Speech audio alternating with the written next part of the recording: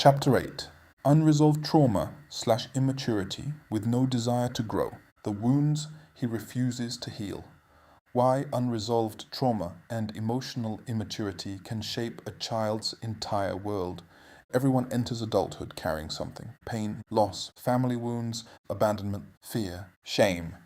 Experiences that shaped them before they had the tools to understand them. Trauma itself does not make someone unfit to be a parent. Many extraordinary parents have painful histories. The issue is not whether someone has wounds. The issue is, do they take responsibility for healing them?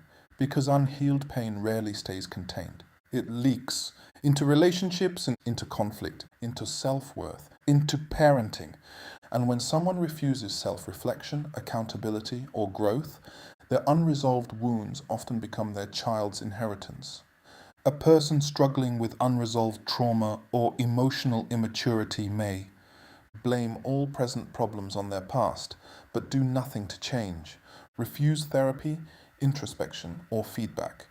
Repeat destructive patterns while insisting, "This is just who I am." Become defensive when their behavior is questioned. Lack emotional insight into their own triggers. Expect others to manage their wounds for them. Use pain as an explanation and an excuse simultaneously. Common phrases include, "That's just how I was raised." "Everybody has trauma." "Therapy is for weak people." "I don't need to talk about my past." "People need to accept me how I am." If you knew what I've been through, you'd understand. Past pain can explain behavior, but an explanation is not an exemption. Emotional immaturity means someone may struggle to regulate reactions, take disagreement as a personal attack, need constant validation, prioritize ego over resolution, collapse under stress, make everyone else's feelings your responsibility. Under normal circumstances, these issues may seem manageable.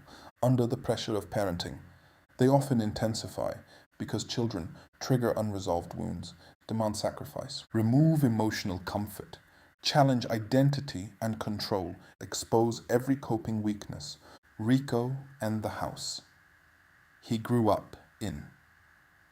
When Danielle met Rico, she knew his childhood had been hard. His father had abandoned the family. His mother was volatile. Home had been chaotic. Danielle felt compassion for him, and in many ways, Rico was loving. But whenever conflict arose, something darker surfaced. If Danielle criticized him gently, he exploded. "You think I'm a failure like everybody else?"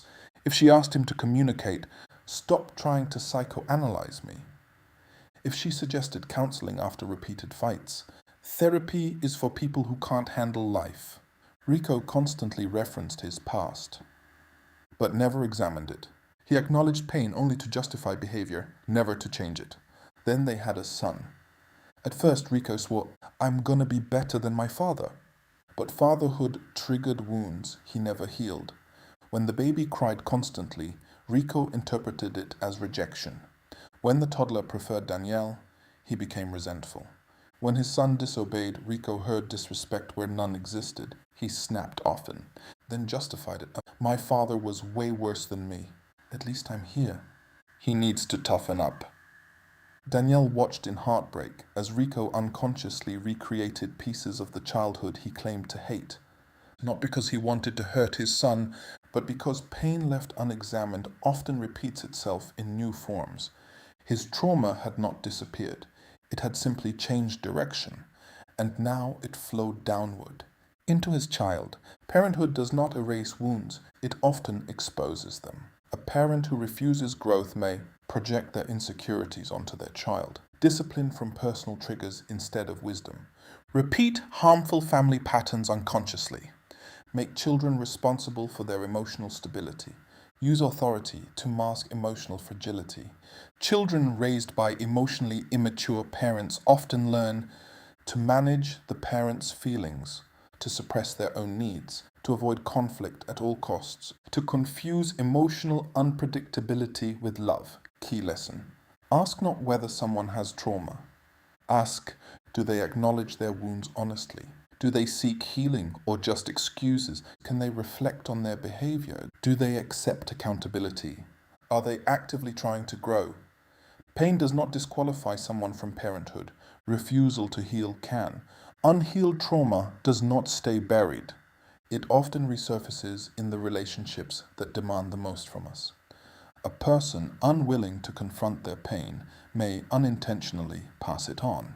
Because children do not merely inherit genetics, they often inherit unresolved emotional patterns.